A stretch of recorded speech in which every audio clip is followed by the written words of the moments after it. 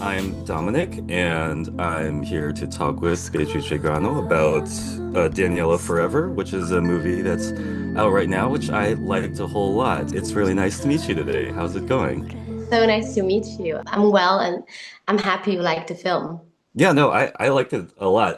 Can you talk a little bit? How did you come to the movie? Did you know about the filmmaker? How did you first hear about the Yeah. project? Of course, I knew Nacho Vigalondo. I've watched Colossal, and I fell in love with it because I immediately thought that there was nothing like it. A Mm, film that had a very strong drama elements, but comedy and then craziness. So I was really excited to work with Nacho, mm. and then he reached out with the script, and I read it, and I was very interested by it. And so we had a call, we talked about it, and then we all went to Madrid and shot the film with Henry Golding, who I really love.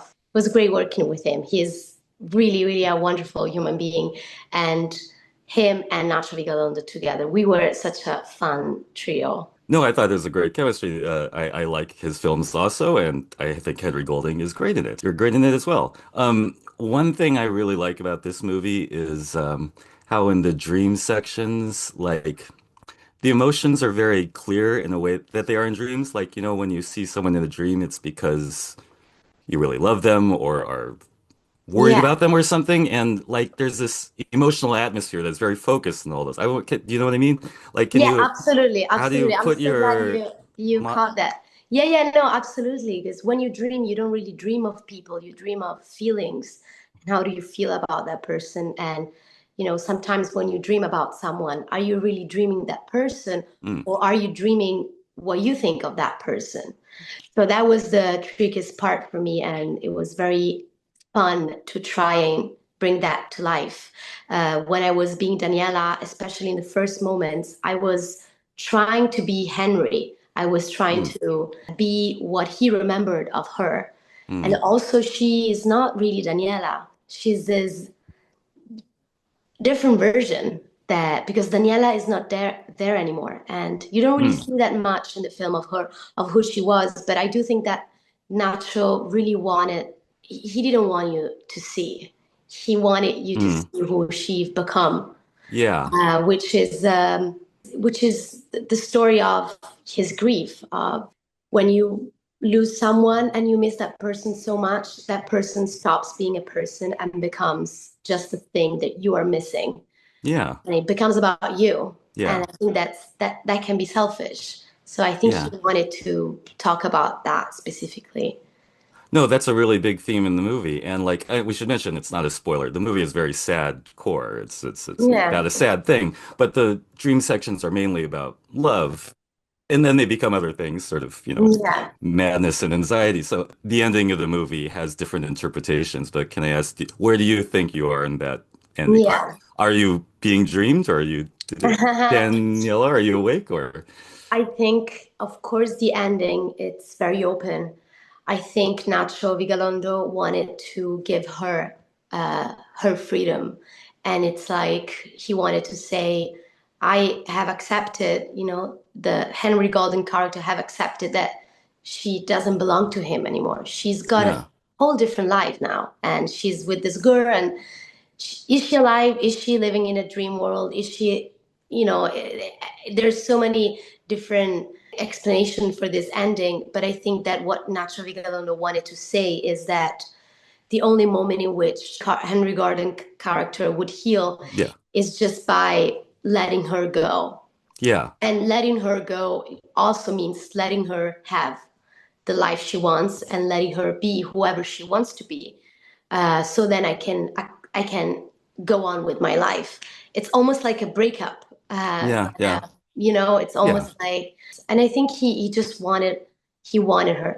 And then there's some people Yeah. that said that maybe he raised himself, so he never existed, and that's how she never died.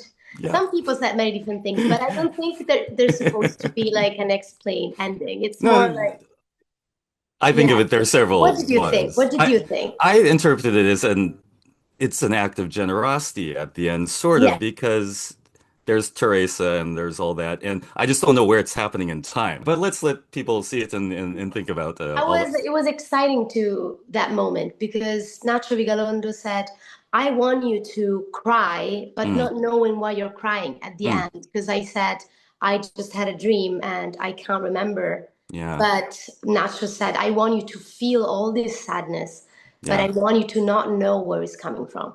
Which yeah. acting wise was like, okay. Okay, okay. It was fun to do, but also like very specific.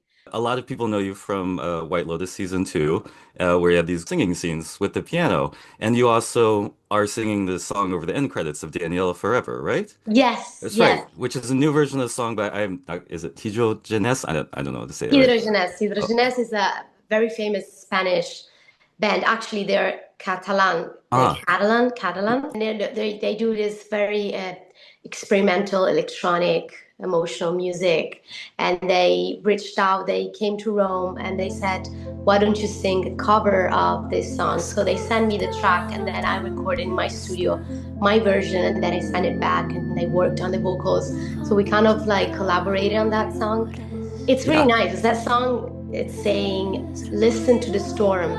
yeah. Uh, there's no music. It's just silence, which is, it's just really described.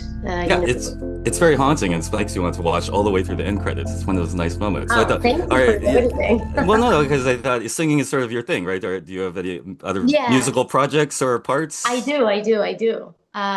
It's very early to talk about it, but I'm on the path of making that happening. I been saying this for many years, Hmm. so I think it's time now to just be serious about this. And it's it's one of my biggest dreams to be able to release my music the way I want it. Yeah, no, it's great. I mean, do you write your own songs or do you work with songwriters or that kind of Yeah, thing? yeah, I Both write my things? own. I Yeah. write my own songs, and I play the piano and I play the guitar, and I write Okay. the lyrics, and yeah, I write the songs, and then of course, I love to collaborate with other musicians, and Mm, so let's see. I'm on the excellent. right path. I think I'll I get did there. see an interview clip with you with Henry Golding where karaoke was mentioned. I always ask actors what their favorite karaoke song is to do. I don't know. Do you do karaoke? I If love you, karaoke. I think karaoke, it's meant to like you don't have to sing well. If someone absolutely. sing a karaoke and just like gives the performance, I don't think that's right because it's just like a recorded bass and I think it has to be fun. For me would be probably would be wannabe. Yeah, Yeah. awesome. I So don't good. know why. Yeah, I I know can't even why, sing because that that song's song. awesome. It's not even in my range, but I just think it's really fun to sing. And everybody knows it. So Yeah, everybody absolutely. sings along, which means I don't have to like lead the song by myself. Yeah, excellent. Yeah. Well, speaking of not doing a song myself, if you could pull Henry Golding into a duet with you, what would you get him to sing? Because you mentioned karaoke and he seemed hesitant. Yeah, we were like laughing about it because I keep saying that he's a good singer, Yeah. but he says that he's not. And I don't know. It's just like like a silly game that we do.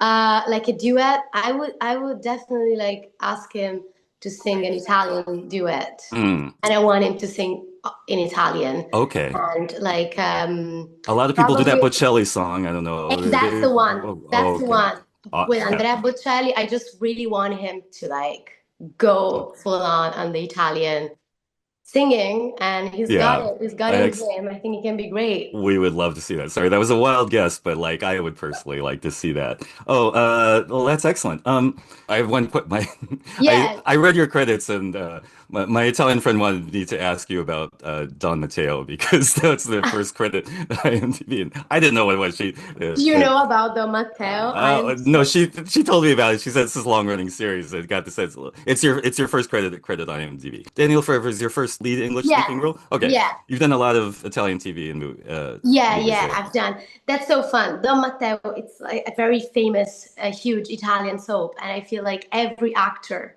has gone through one episode of Don Matteo. It's like it's the Yeah, baptism of being an exactly. actor. You just have to go through that step, and then you can do everything else. Yeah. That was It's my just impression. In America, we have Law and Order, like everyone's been yeah, on yeah, Law and or like Order, that Disney kind of thing. Channel. I think it would be Disney Yeah, Channel yeah, yeah, here, which yeah. I've also done. I've also done Italian Disney Channel. Oh, So you did tell Disney. Okay, great. So the movie, I'll say it had the funny luck to come out on the same weekend as Superman. So everyone's talking about Superman here. yeah, So what would you like to tell the people about Daniela Forever who may not have heard of it?